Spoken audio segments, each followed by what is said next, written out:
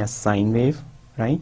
So first we need to know the amplitude, the strength of the signal, right? And normally we represent this in volts, then the frequency, right?